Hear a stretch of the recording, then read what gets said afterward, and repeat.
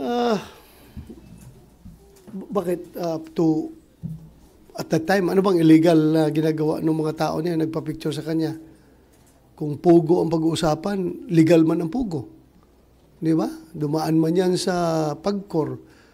Regulated by PAGCOR ba yung pugo? I don't know kung paano natin ma-explain yan. So, hintayin na lang natin yung explanation niya.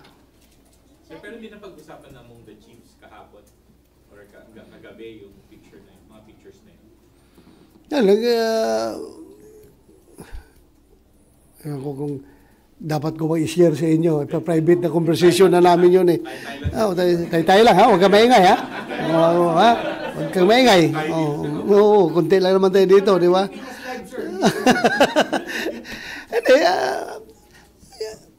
General Acorda gave us the assurance.